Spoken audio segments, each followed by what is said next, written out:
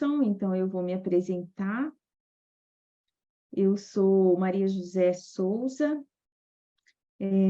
também conhecida como Majô, e sou uma economista que se tornou uma terapeuta.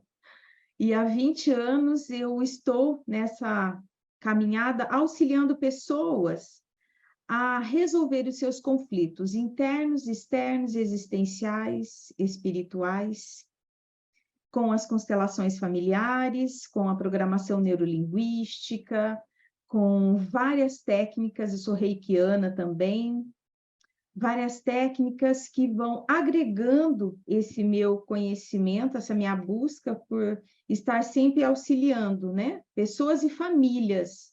Eu sinto que a constelação ela vem trazer uma harmonia nas famílias, né? E eu estou aqui hoje com a minha mentora financeira, a Andreia, e eu vou pedir para ela também se apresentar. Olá, boa noite, muito bem-vindos. Obrigada aí por essa oportunidade. Então, eu sou a doutora Andréa Muniz, sou formada em administração de empresas, com um MBA em finanças, pós-graduação em educação financeira e também sou advogada, tá? Então, trabalhei por muitos anos em multinacionais, atuando em diversas áreas, inclusive em projetos no exterior, e agora meu propósito de vida realmente é ajudar as pessoas a lidarem com dinheiro e buscarem ou conquistarem aí a liberdade financeira e, posteriormente, a independência financeira.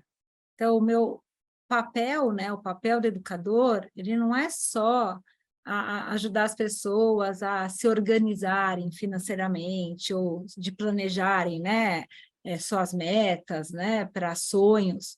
Vai muito além disso, né? A minha função é realmente fazer com que os meus mentorandos mudem o comportamento. Então, a mudança de hábito e comportamento. Então, assim, eu estou nesse propósito, eu quero atingir o maior número de pessoas, né?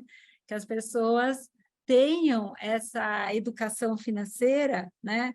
Para ajudá-los a ter um QI financeiro alto, né? Porque a gente, para medir o QI, né? A gente mede conforme a quantidade de informações que a gente adquire ao longo do tempo. Então, por exemplo, eu falo muito sobre educação financeira infantil, porque as crianças que têm, que os pais incentivam, né, ensinam a criança a lidar com o dinheiro, ela tem um QI alto financeiramente em comparação com os que não têm essa possibilidade.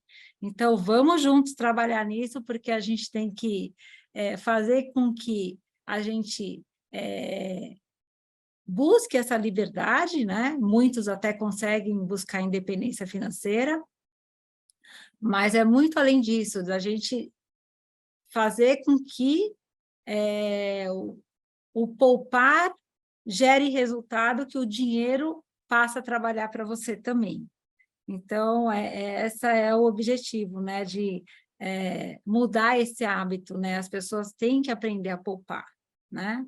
Ter uma vida confortável, mas também saber poupar para seus planos, né? Para conquistar também seus planos e metas, e também buscar independência, liberdade e independência financeira. Né, Majô? É isso aí. Fala do nosso propósito.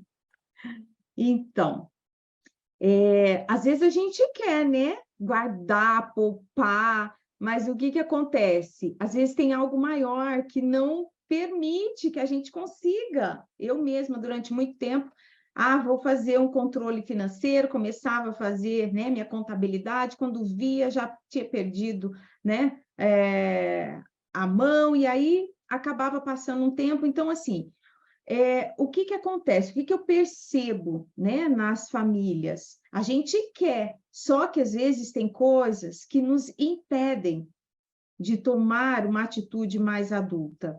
E quando eu conheci a Andrea, né, nós fazemos parte de uma mentoria, de um Master da Abundância, então nós tivemos uma afinidade e começamos uma parceria, uma troca, né, através do meu conhecimento sistêmico e do conhecimento da Andrea, da parte financeira.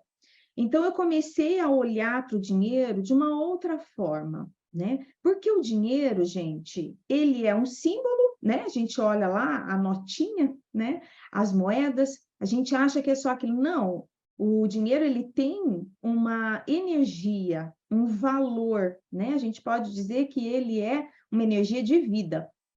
Então, dessa troca, dessa experiência que nós tivemos juntas, veio a ideia de unir esses dois conhecimentos, né? Porque não é só eu olhar para as crenças limitantes que tem na minha família, né? Que me impedem, por exemplo, de ter esse controle financeiro e ter uma vida abundante, se eu não tenho conhecimento, né, dessa educação financeira.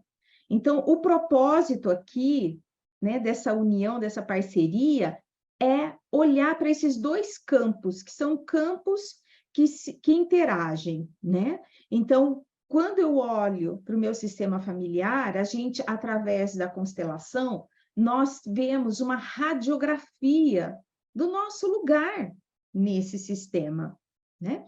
E o que acontece para que essa energia, que é a energia do dinheiro, possa estar bloqueada ou não? Então, eu gosto de trazer, né, o exemplo da nossa casa. Quando a gente quer uma casa, né, quando a gente está adulto, o que nós precisamos fazer para adquirir uma casa? Nós precisamos de dinheiro para comprar ou para alugar uma casa, não é assim? E qual é a nossa primeira casa na vida? O útero, não é? O útero da nossa mãe é o que nos abriga quando nós chegamos nesse plano, né, da matéria. E nessa nossa primeira casa, a gente não paga nada, não é assim? E a gente recebe tudo, né? Ali dentro você tem um acolhimento, você tem todas as vitaminas, os nutrientes, tudo que a gente precisa para se desenvolver. Então, a vida é abundante desde que nós chegamos, né? Quando nós nos damos conta disso, nós reconhecemos que a vida vem através da nossa mãe e que ela, então, também é abundante para nós e dá aquilo que ela tem, nós começamos a ter uma postura de gratidão. E, gente, a gratidão é a chave. É a chave que faz com que nós possamos entrar em contato com o fluxo da energia do dinheiro. Porque, através da nossa mãe, quando nós temos essa gratidão, e o dinheiro é uma energia materna, uma energia feminina, nós podemos entrar em contato também com a energia da abundância da vida. E quando nós estamos nesse fluxo de gratidão, tudo flui, né? É uma frequência, é um pensamento, é uma emoção, aonde eu não me sinto escassa, porque tudo vem do nosso mental e do nosso emocional. Quando eu me sinto em falta, eu sinto que falta algo, eu tenho medo, por exemplo, de perder o dinheiro, eu espelho isso no mundo. E aí eu vou receber o quê? Exatamente aquilo que eu estou vibrando. Se eu estou vibrando na falta, é falta que eu vou ter na vida, né? E na própria Bíblia está escrito, né, gente? Quem muito tem, tudo será dado, e quem não tem, tudo será tirado. Há algum tempo atrás eu ficava questionando isso, mas como assim? Coisa estranha, porque quem não tem ainda vai tirar, e quem tem vai receber mais? E hoje eu entendo isso, porque quem tem o quê? Quem tem gratidão. Então, quando nós pegamos aquilo que nós recebemos dos nossos pais, né, a vida, e agradecemos e reconhecemos a grandeza que tem esse presente, nós fazemos algo com isso. Só que não é tão simples também, porque existem dinâmicas ocultas no sistema familiar. Nós estamos a serviço do nosso sistema familiar. Então, quando a gente já está lá no útero da mãe, nós já nos identificamos com o quê? Com as desordens que existem no sistema. Então, por exemplo, e se existiu um antepassado meu que usurpou, que roubou, que cresceu financeiramente através de prejudicar outras pessoas, a lei do equilíbrio vai fazer o quê? Com que um descendente vá pagar por esses danos. Então, lá no útero da mãe, nós já vamos nos vinculando às desordens sistêmicas. E na nossa consciência infantil, a gente quer pagar ou quer carregar uma mochila pelos nossos antepassados. Como se a gente tivesse que pagar, às vezes, através de um endividamento. A gente, às vezes, não se dá conta de qual é a causa da gente não ter dinheiro ou da gente estar sempre, né, buscando situações onde a gente perde, a gente vai se endividando, vai financiando coisas. Então, assim, existe algo por trás. Quando a gente vive nesse mundo aparente, a gente não se dá conta disso. Então, esse trabalho das constelações, ele traz à luz, né, da consciência, aquilo que está me emaranhando.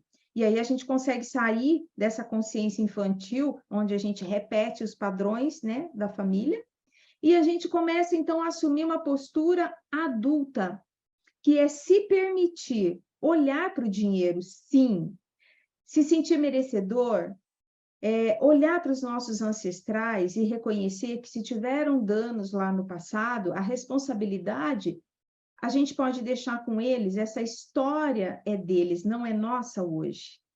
Mas quando a gente ainda está numa inconsciência, a gente não se dá conta disso. Então a gente vai carregando esse peso, né? Quando olhamos para isso, reconhecemos, agradecemos a tudo que eles viveram, né? Damos um lugar também àqueles que foram prejudicados, reconhecemos os danos, mas carregamos só a responsabilidade daquilo que nós fazemos na nossa vida, no nosso destino, existe uma liberação. E a partir dessa liberação é que nós podemos, então, olhar para quê? Para a educação financeira, porque do contrário, a gente nem quer olhar, a gente perde a intimidade. A mesma intimidade que a gente tinha com a nossa mãe quando estava lá no útero, nós também temos que ter essa intimidade com o dinheiro. Olhar para ele, agradecer quando ele chegar, né? Ou, assim, hoje nós perdemos muito dessa intimidade, porque a maioria das pessoas não trabalham mais com dinheiro em espécie, é cartão. Então, quando você recebe um salário, por exemplo, ele já nem passa mais pelas suas mãos, ele vai direto para o banco, né? Então, a gente, se não tiver essa consciência, a gente já não olha para o dinheiro como a gente deveria olhar, perdendo essa intimidade, não olhando para esse valor que ele tem na nossa vida. Então, agora, falando um pouco sobre endividamento, por que que às vezes a gente se endivida? Porque existem dinâmicas na família que levam a gente para isso quando a gente não tem consciência e que é algo muito maior, que às vezes a gente é tomado por aquela força quando a gente não tem consciência e a gente segue vivendo um destino pesado, né, de dívidas, não se permitindo desfrutar da vida. E a minha amiga Andréia, ela está fazendo um curso de especialização sobre endividados. Então, eu vou te chamar, Andréia, para falar um pouquinho para nós desse curso que você está fazendo. Então, Maju, quando você comentou aí sobre questões de lidar com dinheiro, de ter o dinheiro em espécie, Eu sempre falo que é sempre bom ter na carteira, né, o dinheiro, para você ter o contato com o dinheiro, né? A gente vai Sim. perdendo isso. E em casa, tá? Se eu quiser deixar em algum lugar visível, né, uma nota de R$ 100, R$ 200, você deixa, entendeu? Porque ali, você ali foca, né? Fala, "Bom, pelo menos tem dinheiro aqui, tá pensando em dinheiro." Isso é muito importante. Essa questão dos endividados é triste, né? Porque hoje a gente está falando de 70 milhões de brasileiros endividados, né? O acesso ao crédito, né, é muito fácil, né? Então, e assim, imagina, a cada 10 pessoas, 6 estão endividadas. E por que isso, né? Porque as pessoas não tiveram educação financeira. A educação financeira começou a ser implementada na escola em 2020, né? Sendo que em outros países, a educação financeira já é grade curricular há muitos anos, entendeu? Inclusive nos Estados Unidos, né?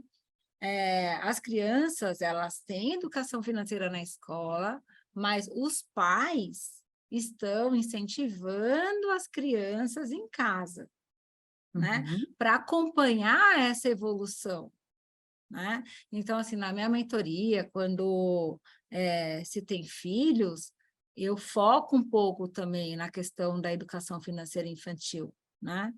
Porque a Sim. educação financeira infantil, ela é muito importante, primeiro porque nós pais, precisamos ser exemplo para os nossos filhos, né? Sim.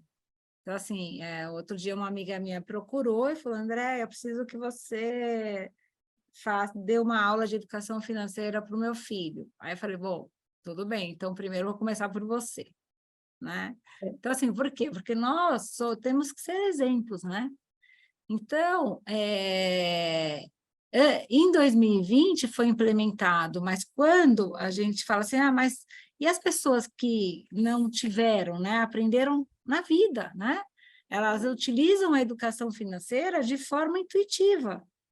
E quando você fala em repetir padrão, aí que vem a questão sistêmica, porque É. muitas vezes ela repete padrão, né, associado às crenças, né?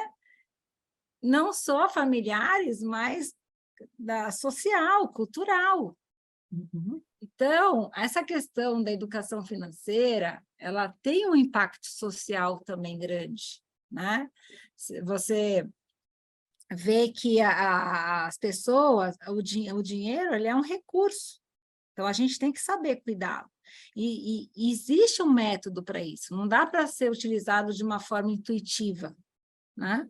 Então, qual que é o método? O método é você registrar os seus gastos, né? Então, você imagina, quando a gente começa uma mentoria, né? A primeira sinal que a gente tem que fazer um diagnóstico, né? E como é que se faz esse diagnóstico, né? Então, você tem que realmente anotar todos os seus gastos, né? Ou anotar suas entradas, é que nem empresa, né? Fazer um fluxo de caixa. Quando você comentou da casa ter que estar arrumada, é a mesma coisa com as finanças, né?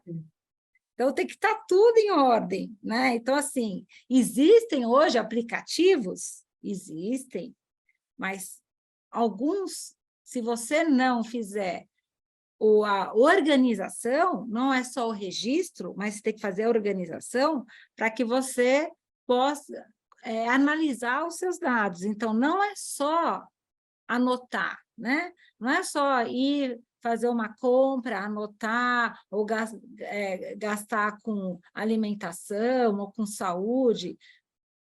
Não é só isso. Você tem que registrar e organizar esses gastos, que são as categorias, né? Existem inúmeras categorias. Então, você tem a categoria de moradia, que ali inclui os gastos com IPTU, com aluguel, com condomínio, né? Com funcionárias auxiliares, né? Com gastos eu incluo na minha mentoria questões de mercado, né? Tem a questão do transporte, que aí ou é você o combustível, é o carro, ou é o Uber, né? Então, seguro, saúde, plano de saúde, ou dentista, médico, né?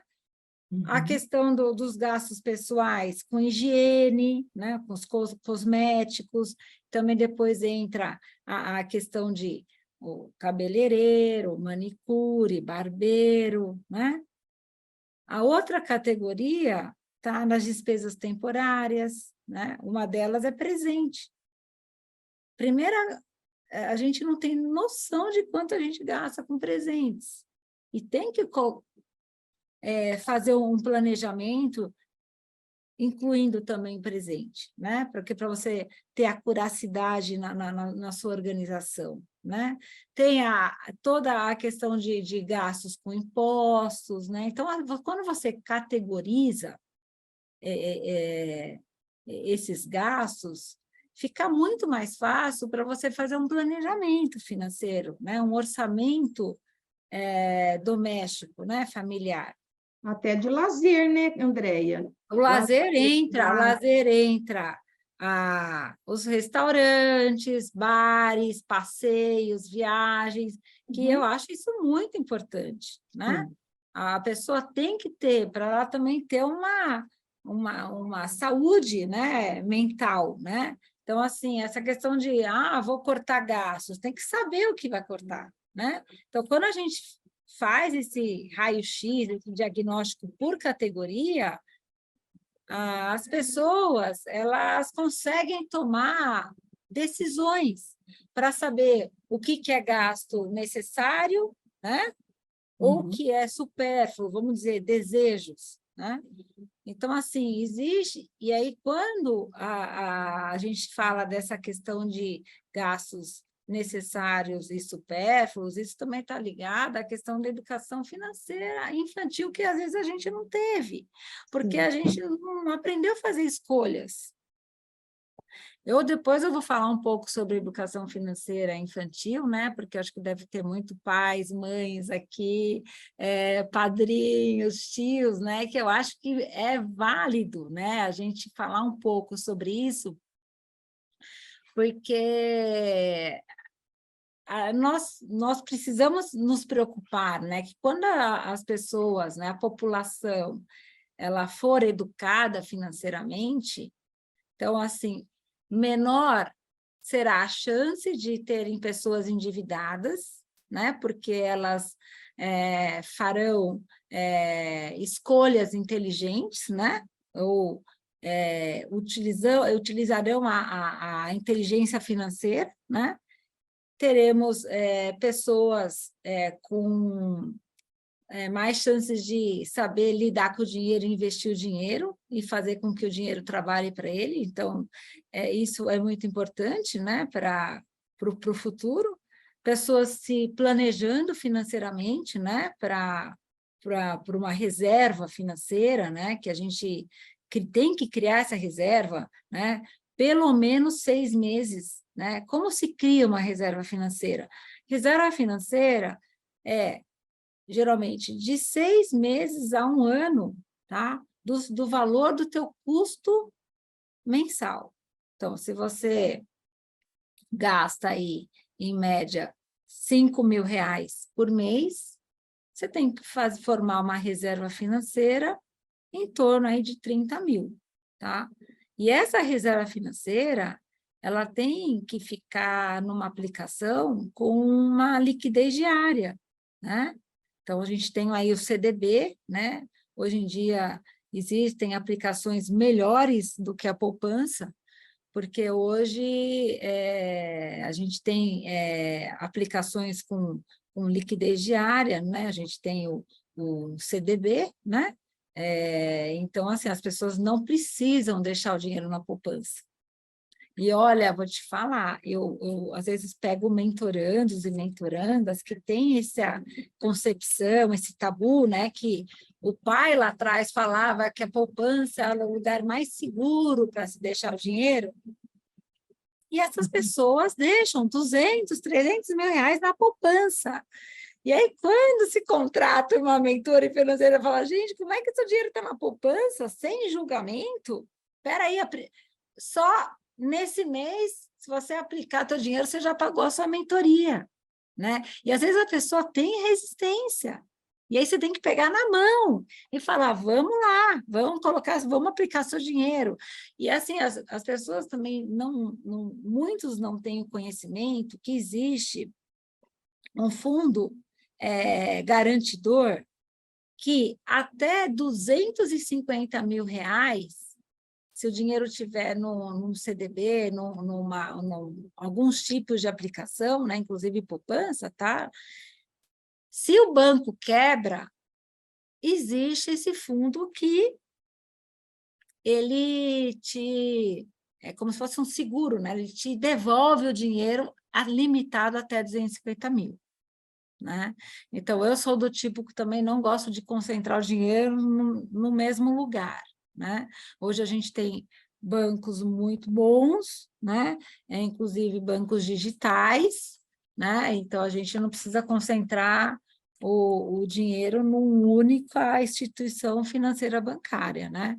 Até porque é sabido que teve crise financeira, né, no exterior, né, muitos bancos ali quebraram, Estados Unidos na Europa, né, e assim, é uma globalização, então as pessoas precisam ter essa consciência, né, a gente nunca sabe, então assim, não concentre num único banco, né, acima de 250 mil, né, e assim, deixe um dinheiro em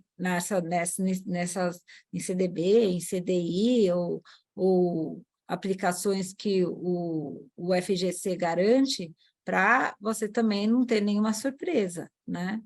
Então, assim, gerente de banco adora empurrar a previdência privada, né? Fundo de investimento, né? Então tem que se tomar cuidado, né?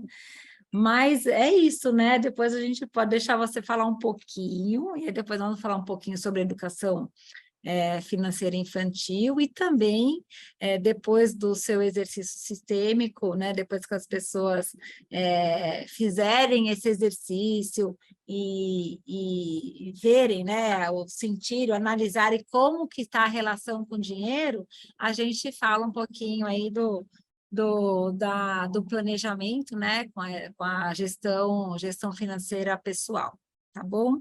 Ok, Andréia, obrigada. Nada. Gente, como é que a gente muda isso, né? Essa nossa mentalidade? Só com conhecimento, não tem outro caminho. Porque senão a gente continua sempre fazendo a mesma coisa, não é?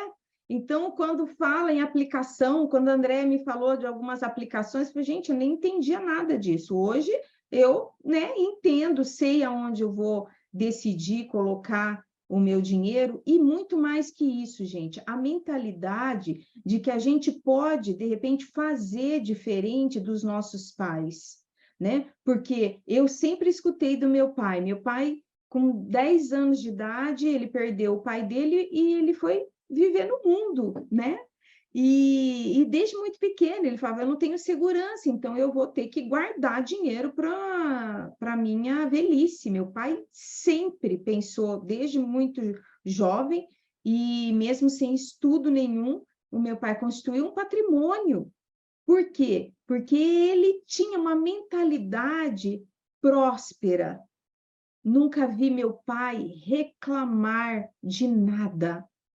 Então, assim, o que é o reclamar, gente? Primeiro, que é clamar por aquilo que a gente não quer. E segundo, reclamar, eu estou dizendo que eu não concordo com a vida como ela é. Eu não concordo com o meu destino como é. Eu fico imaginando lá o meu pai com 10 anos perdeu o pai, foi morar na época em fazendas, né? Se ele não tivesse concordado com o destino dele, se revoltado com a mãe, alguma coisa assim, eu tenho certeza que ele não teria crescido como ele cresceu, né? Mas essa postura, gente, de dizer sim para o nosso destino, para tomar a vida como ela é, né, com essa gratidão, e é tudo aquilo que a gente recebe, né, da vida dos pais, a gente quer passar adiante. Esse é o movimento, né, de receber e também de dar. Então, quando a gente quer dar, a gente dá para a vida em homenagem também aos nossos pais. Então, quando a gente tem uma boa relação com o nosso pai, com a nossa mãe, né? A abundância, ela está presente na nossa vida. A nossa mentalidade, ela fica positiva. Quando a gente está na escassez, a gente cria uma mentalidade negativa. Eu tive uma experiência semana passada que eu vou ter que contar para vocês, porque foi muito interessante. Estava na casa da minha sogra, e lá em Ribeirão estava de férias. E aí meu marido foi com ela no banco, ela tinha que resolver uma situação financeira dela, né? Chegou lá no Banco do Brasil, o gerente falou para ela: e você tem R$ 300 que você ganhou, não sei do que, não sei explicar para vocês, mas não sei se era de alguma aplicação, o que que ela tinha lá, que ele falou: você tem R$ 300 para receber. Aí sabe qual foi a postura dela, gente? Só isso? Pô, acho pouco, sabe? Aí eu pensei, falei, eu chamo ela de vó, né? Falei, vó, mas eu não presente, você nem sabe o que você vai ganhar, né? Fica feliz, comemora. Mas aí a postura dela foi de escassez, como se fosse pouco aquilo. E aí foi tão engraçado, isso foi semana passada. Final de semana, sabe o que que aconteceu? Ela vibrou a escassez. Perdeu a chave de casa, teve que fazer outra. Teve vazamento na pia da cozinha, estragou o armário. Vai ter que trocar. Então, eu ainda brinquei com ela, falei, você está vendo como é o pensamento da escassez? A gente não agradece e vem mais o quê? Despesas. A gente acaba gastando. Quando a gente fala assim, mas é incrível, agora que eu não quero gastar, que eu estou economizando, parece que vem mais coisa para, né? Mas vai aparecendo, quebra uma coisa e vem outra. Gente, para pensar, para perceber qual é esse movimento. Quando a gente fala só em economizar, né, fenomenologicamente falando, sinta o que é quando você diz assim, não, eu preciso economizar. Isso dá um bom sentimento? É para mais ou é para menos? Porque aí você tem que deixar de fazer coisas que você gosta. É para menos, gente, não é bom. Quando a gente só fala em economizar, em cortar despesa. Não é uma coisa que leva a gente para mais vida. Então, assim, para a gente economizar, a gente precisa ter o quê? Uma meta. Porque se eu tenho uma meta, por exemplo, eu quero trocar de carro, beleza. Então, eu vou deixar de gastar em algumas coisas, né?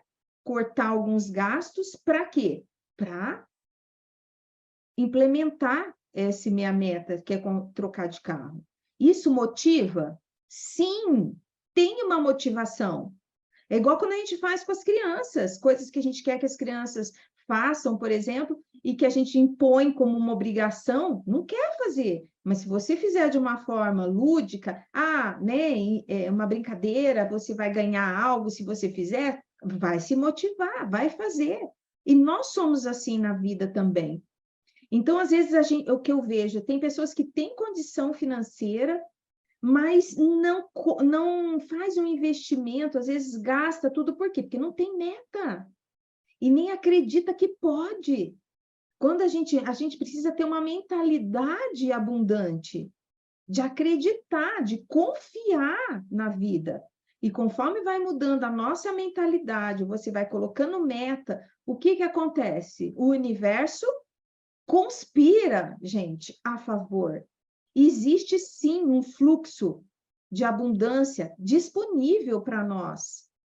Então, se a gente for pensar, o nosso corpo, a abundância que nós temos dentro de nós, tudo funcionando, as células. Então, assim, existe uma sabedoria muito grande em nós.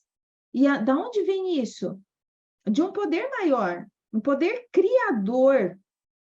E esse poder criador está onde? Também dentro de nós. Então, nós temos um poder de cocriação? Sim. Porque é que nós, mulheres, podemos, né, dar à luz a um ser. Que coisa mais linda isso, né? Um ser se desenvolve dentro da gente.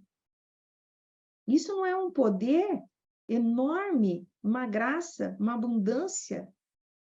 Muito. Quantas vezes a gente para olhar para isso e agradecer, né? Então, assim, às vezes a gente fica tão limitado nas crenças, né? Na culpa, no medo, né? A gente fica amarrado nisso.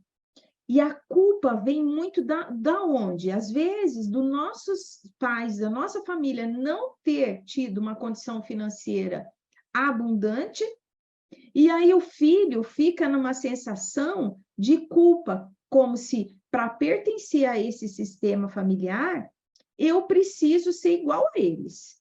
Então, se eu tiver prosperidade, meu Deus, pode ser que eu seja excluída dessa família. E aí vem o quê? Culpa, tá? E essa culpa vai acarretar o quê? Auto-boicote, sabotagem. Nós nos sabotamos. Por isso que às vezes a gente tem gastos, né, inesperados. Para quê? No fundo, é sabotagem, é boicote, para não alcançar uma prosperidade que os nossos antepassados não alcançaram. Então, somente através do autoconhecimento, de olhar realmente quais são as dinâmicas aqui na minha família, aonde eu estou emaranhada, né, ancorada, como se tivesse uma corrente que me segura. Tem gente que fala, nossa, parece que eu estou carregando uma mochila pesada. E tá mesmo. A gente carrega isso, enquanto a gente não tem consciência. A partir do momento que a gente toma a decisão de, não, espera aí, então, deixa eu olhar para o meu sistema familiar. Qual é o meu lugar aqui, né? Perante meu pai e minha mãe, eu olho para eles como grande, eu respeito essa ordem, essa hierarquia. Eu estou em equilíbrio entre o dar e o receber, tudo aquilo que eu recebo, eu tenho gratidão e eu quero passar adiante isso, né? A gente vai identificando quais são os nossos padrões mentais, emocionais. E é só assim que nós conseguimos nos libertar, tá? E uma coisa, gente, bem importante antes de fazer o exercício que nós vamos fazer é sobre herança.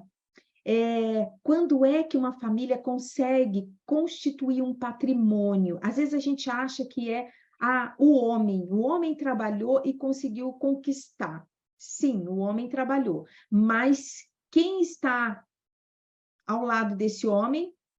Uma mulher, uma esposa, que tomou a mãe dela e que respeita esse homem, esse marido.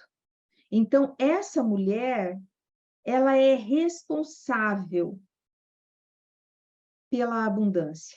Olha que lindo isso, gente.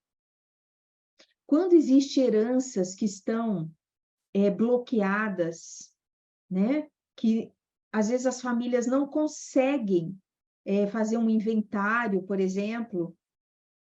O que falta olhar nessa família? Às vezes, para essa mulher, para essa ancestral lá atrás, que não foi respeitada ou que foi excluída, falta alguém na família. Por isso cria essa desordem. Então, por isso o dinheiro está tão ligado à energia feminina, porque a mulher apoia o homem para que ele possa ter prosperidade e ter abundância. E eu vi isso na minha família, porque a minha mãe apoiava muito o meu pai, né? Ela dava esse suporte e respeitava muito. Então, ele teve possibilidade de crescer e prosperar. Quando a mulher não apoia tanto esse marido, ela pode estar num papel de filhinha do papai, que aí é um outro assunto para a gente tratar num outro momento, mas que é muito importante também. Por quê? Porque ela já tem esse ideal de homem, que é o pai, e inconscientemente ela não respeita esse marido como ele é. Ela tem reclamações, ela tem reivindicações em relação a ele, né? Então, só quando a mulher se dá conta de que ela é a filhinha do papai e decide, toma a decisão de sair desse lugar e tomar a força do feminino com a mãe, é que ela pode apoiar o seu parceiro para que ele tenha sucesso e para que ela também possa ter sucesso como mulher, né, ao lado de um homem, assumir o lugar do feminino, tá? Ô, Maju, só Oi. corrigindo a questão de a pessoa só olha para o dinheiro quando ela deixa de ser criança. Sim, Vale assume a uma pena postura de comentar um adulto. pouco sobre isso, né? Vale, porque nós temos, né, Andréia, muito bom você ter trazido, nós temos uma consciência que é uma consciência infantil, quando a gente é criança, a gente segue tudo, as normas, as regras, né, da nossa família, mesmo inconscientes, tá? Quando é que nós saímos dessa postura infantil e começamos a ter uma postura de adultos? Quando nós assumimos responsabilidades. Porque senão a gente é adulto com consciência infantil. Muitos adultos assim, eles ainda reivindicam dos pais, como se os pais precisassem dar mais para eles, entende? Aí os filhos não conseguem sair de casa, já estão lá com 40 anos, mas ainda estão dentro de casa, né? Dependentes, às vezes, financeiramente dos pais, né? Não conseguem sair, nem às vezes ter um relacionamento afetivo, e reclamando dos pais, achando que a culpa dele não ter sucesso é do pai e da mãe. Então, essa consciência adulta, ela faz com que a gente assuma a nossa responsabilidade, sai dessa postura vitimizada, né, de reclamando de tudo, mimimi, né, que hoje em dia tem muito, né, o mimimi, e assume a responsabilidade que, quando a gente é adulta, a gente já recebeu tudo, gente. A gente não tem que reivindicar mais nada dos pais.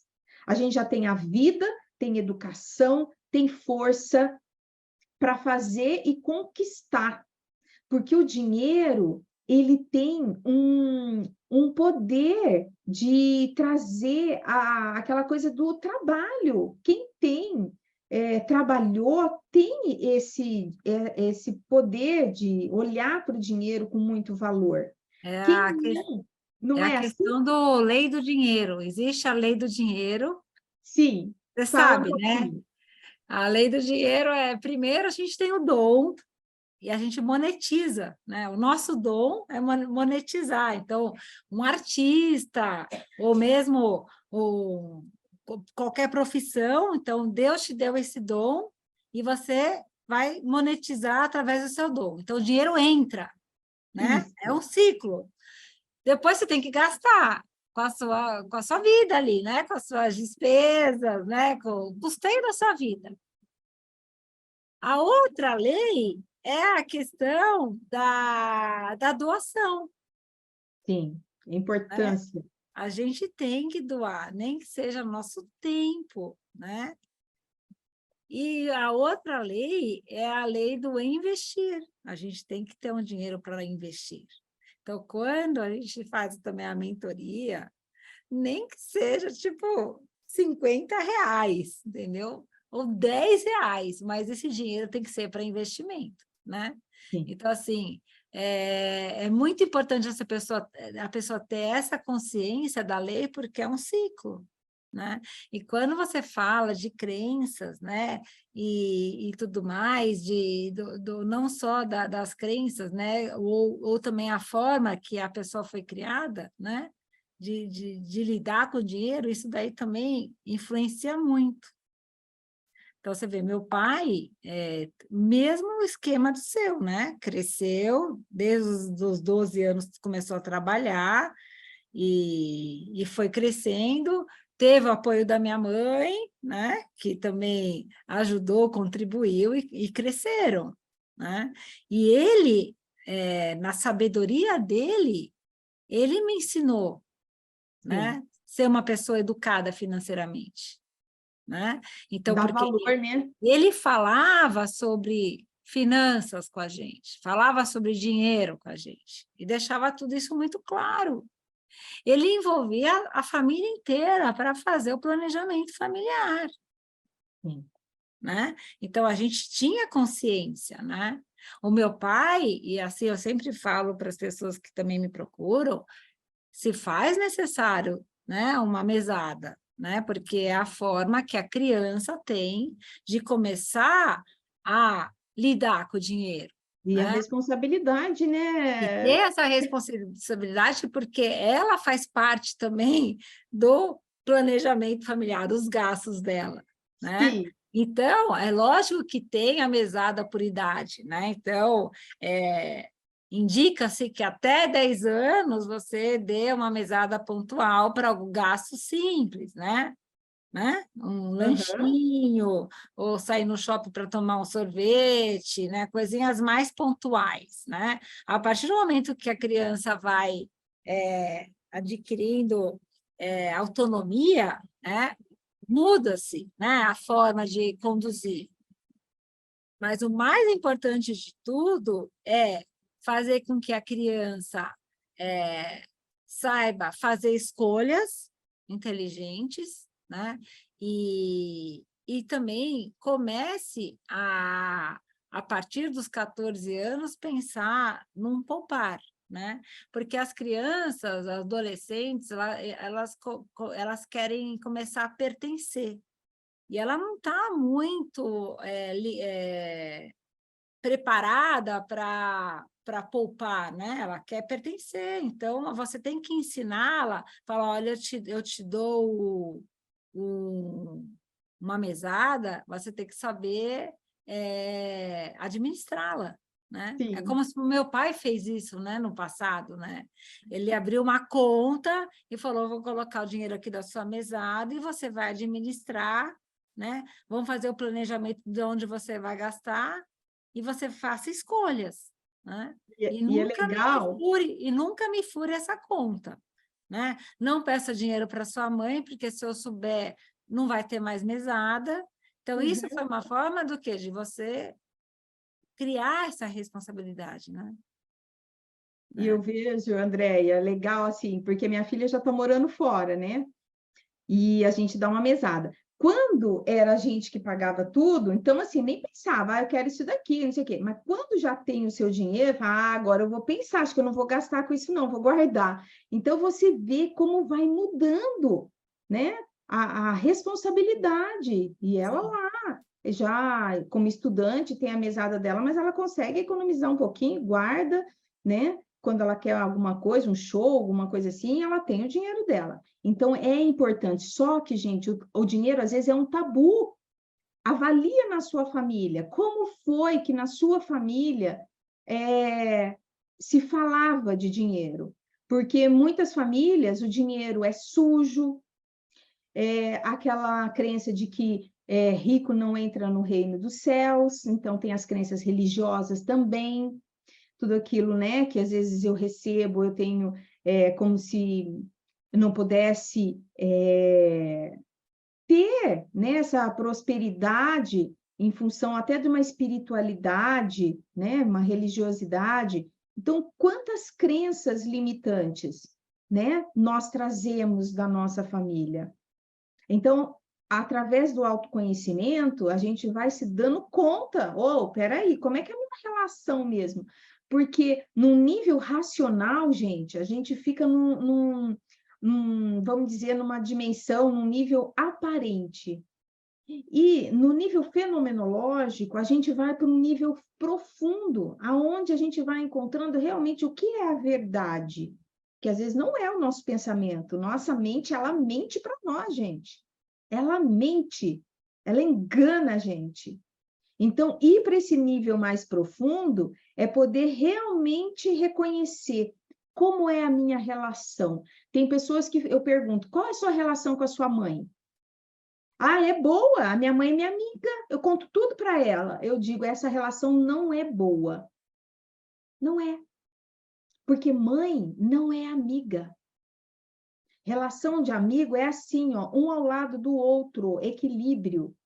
Mãe, ó, é aqui, é grande, que nos deu algo que a gente não consegue devolver. Então, quando tem essa liberdade aqui de contar tudo, eu dou conselho para minha mãe, às vezes a pessoa acha que é um bom relacionamento, mas não é. Não é porque ela não está no lugar dela. Tem filhos que se colocam acima da mãe ou do pai, querendo ditar regras, cuidar dos pais, fazer como eles acham que é o certo. E isso cria uma desordem na nossa vida. Por isso que às vezes a gente não consegue nem prosperar, porque a gente não está no nosso lugar dentro da família de origem. Então agora eu vou convidar quem quiser e tiver disposto, né, fazer um exercício, ok?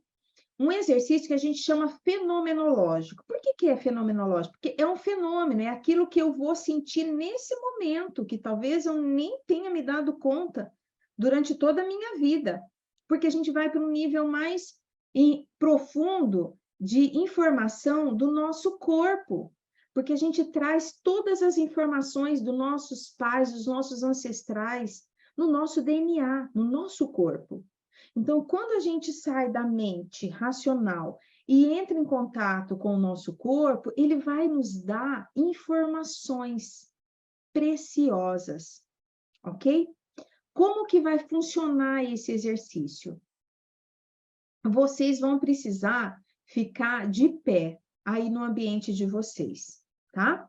Nós vamos fazer um exercício em três papéis. Você, a sua mãe e o dinheiro, para você ver como é a sua relação com a sua mãe e também com o dinheiro. Quem precisar sentir, você pode até pegar um papel e escrever, tá? Mãe num papel e no outro papel, dinheiro. Quem já está acostumado a fazer os exercícios, nem precisa fazer isso. Você vai se colocar de pé, vai olhar para o chão e vai determinar um espaço, um lugar, como se fosse um círculo. Ali representa a minha mãe e nesse outro lugar representa o dinheiro. E você vai ficar de pé, primeiro, representando você, ok? Para você sentir como você está em relação, primeiro, à sua mãe e depois em relação ao dinheiro. Se você olha para ela, se você olha, por exemplo, para baixo, como se olhasse mais, você está como grande e a mãe como pequena. Se o seu olhar foi para cima, você está olhando para a grandeza da sua mãe.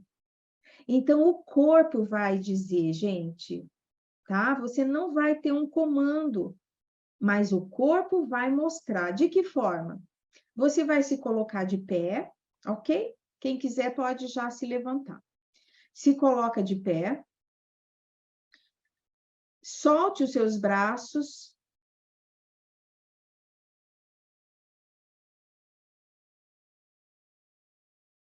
E presta atenção na sua respiração agora. Tome algumas respirações mais profundas.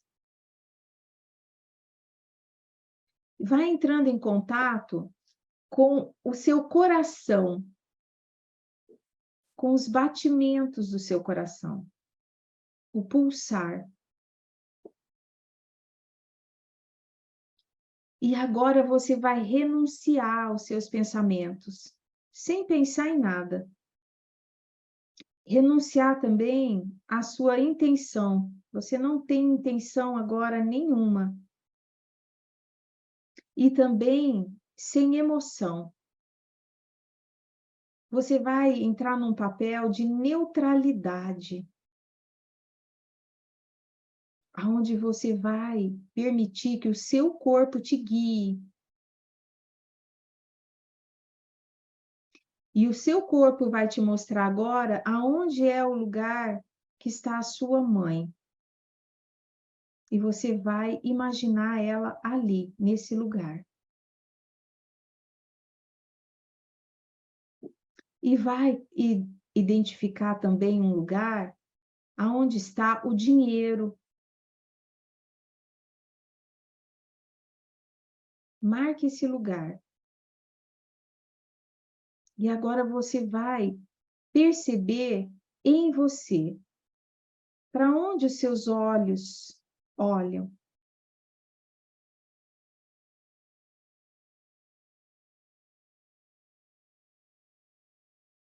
Como você agora percebe o seu corpo em relação à sua mãe. Percepções mesmo no corpo. Se você sente uma tensão, se vem um medo, se vem um acolhimento quando você olha para ela, vai identificando. E talvez você nem olhe para sua mãe.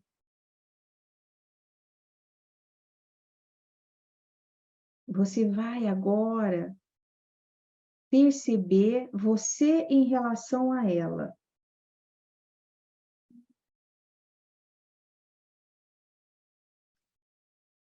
E agora você vai sair do seu lugar e vai entrar lá no lugar da sua mãe, naquele espaço que você escolheu, para você sentir como ela se sente em relação a você.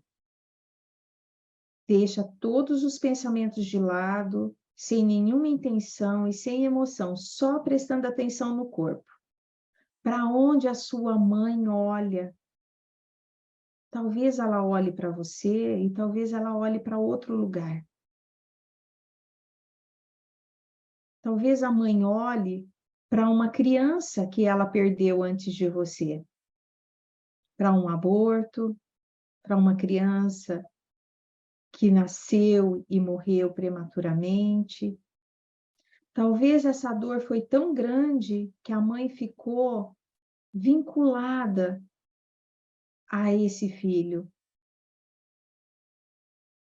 E ela não estava disponível para você.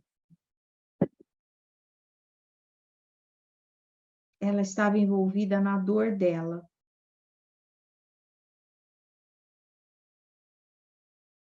Presta atenção no seu corpo agora e sinta como é que a sua mãe se sente ou se sentia.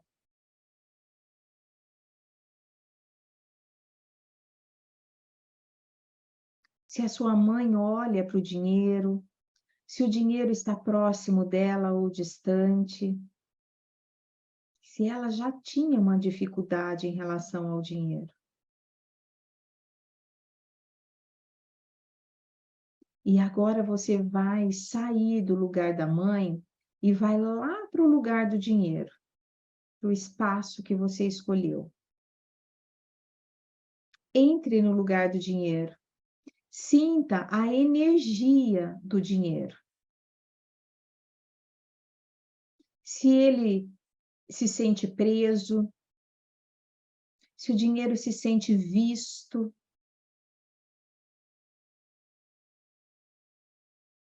se ele olha para você ou se ele olha para outro lugar. Você agora está percebendo como é a energia do dinheiro nessa relação entre você e a sua mãe. Se você está livre ou se você se sente aprisionado.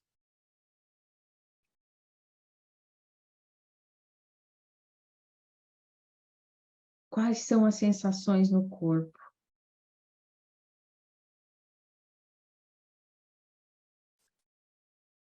E agora você pode voltar lá para o seu lugar. Talvez no primeiro momento você estivesse na sua consciência infantil, Mas agora você pode escolher, como adulta, olhar para sua mãe e agradecer a sua mãe por ter te dado a vida. Dizer para ela que ela está em cada célula do seu corpo. Olhar para essa mãe com todas as dores que ela carregou também, da infância, os traumas. Talvez ela não estivesse totalmente disponível para você, mas ela disse sim para que você nascesse. E isso é o essencial, a vida. Agora, como adulta, você pode agradecer a sua mãe por esse sim, pela oportunidade dessa experiência grandiosa chamada vida.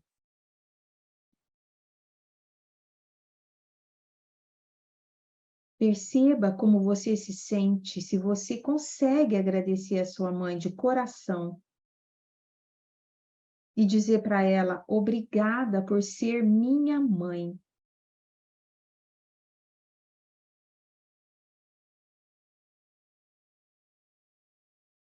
Perceba no seu corpo como é essa nova atitude de reconhecer, de agradecer. Você já tem tudo.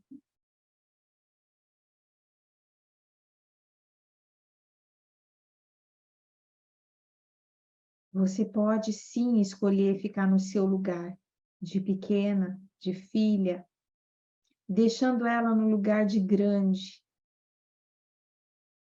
Essa grandeza que toda mãe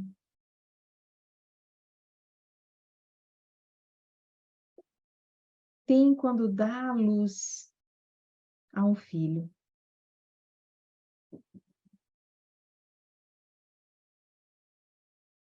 E agora você pode também olhar, depois que olha para sua mãe, olhe para o dinheiro. Veja se muda algo em relação ao dinheiro, como você olha para o dinheiro. E você também pode escolher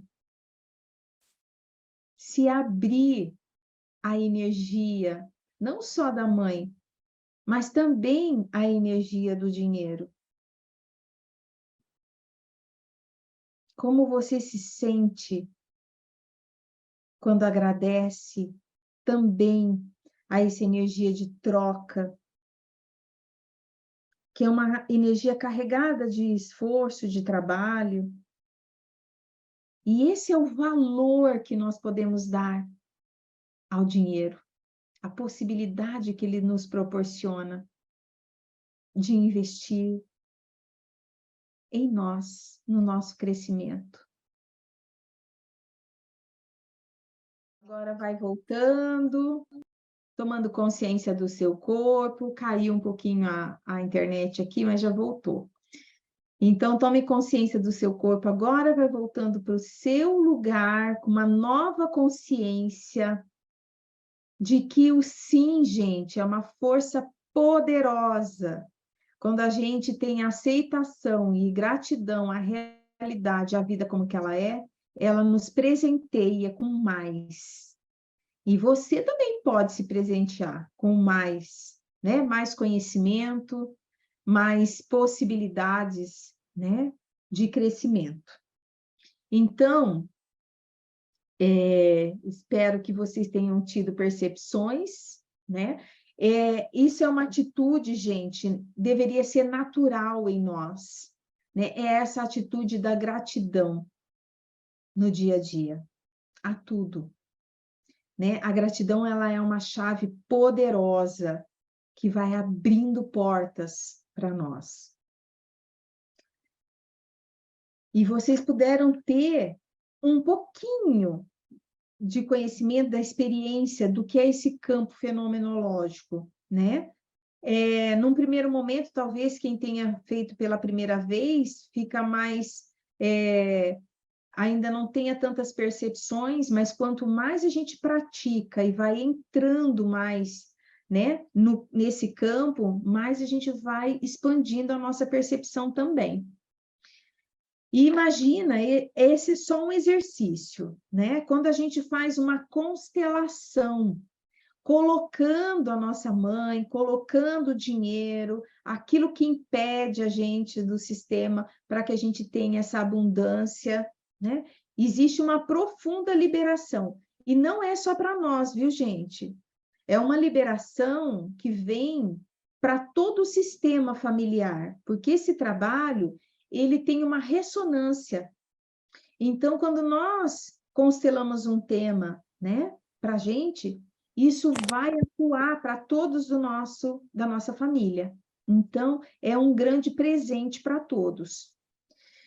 E o nosso propósito aqui, meu e da Andréia, né, nosso objetivo é levar mais conhecimento para vocês, tanto nesse campo sistêmico, quanto no financeiro, unindo essas duas forças. Quando a gente quer mudar, né, Andréia? Às vezes a gente quer receber mais, né? Mas para receber, sabe o que a gente precisa fazer? Primeiro, investir em nós. Dar esse passo, ter essa coragem. Às vezes a gente fala, mas eu não estou... Mas se você fizer um movimento de investir em algo que vai te levar para mais vida, mais informação, mais mentalidade positiva, isso vai ter um bom resultado. Com certeza, tá? Porque eu já vivi isso, já experimentei, por isso eu estou aqui. Eu e André, passando para vocês algo que a gente já experimentou, que a gente já viveu, já superou. Então, é possível sim, tá? Então, assim, só depende de você, da sua coragem de sair de um lugar e ir para um lugar onde você vai conquistar mais autonomia, tá? Mais E conhecimento, né? Adquirir conhecimento, Sim. mudar o hábito e comportamento, né? Porque a gente não pode pensar só no hoje, né? Então, as pessoas, né? Infelizmente, a gente não teve essa educação, né? Então, a gente tem que saber usar o dinheiro ao invés de gastá-lo, né? A gente tem que utilizar a inteligência financeira ao nosso favor, né? E isso se faz com conhecimento. Exatamente. Saber Agora, investir. O primeiro boleto, gente, é nosso, entendeu? A gente tem que investir na gente. Então, quando a gente fala da lei do dinheiro, que uma das leis é investimento, a gente tem que investir em nós, né? Porque a gente tem que saber as prioridades. Então, o primeiro boleto é nosso, nem que seja pouco, mas tem que ser nosso, né? E aí, definir as prioridades, né? Focar nas despesas fixas primeiro, para depois as despesas variáveis, né? Saber fazer um planejamento financeiro e não sair gastando com cartão de crédito, parcelando, a perder de vista, depois perder o descontrole, não ter descontrole. Então, anotar, né, fazer os registros, organizar, planejar, nos ajuda a gente definir essas metas. Como a Majô falou, a gente tem que ter meta para a gente ficar mais leve, né? Porque a gente não pode falar, estou economizando, né? Não, eu tenho uma meta para atingir, né? E aí fica muito mais leve, né? E assim, prazeroso. a partir do momento que se define a meta, as coisas do universo traz também, né? Com certeza. Nós tiramos foto? Eu Ainda tirei. não. Ainda não, né? Vamos mudar, vamos tirar então. E quem puder divulgar, coloque lá, marca a gente lá no Instagram, tá? Quem A puder gente abrir as agradece. câmeras, né? Isso, quem puder abrir, a gente agradece, né? E uma forma de troca aí, né? Sim. De tudo que vocês receberam hoje, talvez poder marcar a gente lá no Instagram, ok? Obrigada, pessoal, pela participação. Muita Esperamos ter gratidão. contribuído de alguma forma. Eu também agradeço a Andréia, né? Que esse trabalho possa crescer e ajudar aí a auxiliar muitas pessoas. Sim. Esse é o nosso desejo. Nosso propósito aí, tá, vamos firme nesse propósito, Major. Muita gente precisa se curar, né? Com certeza, e nós estamos a serviço aqui. Sim. Um sorrisão. Olá!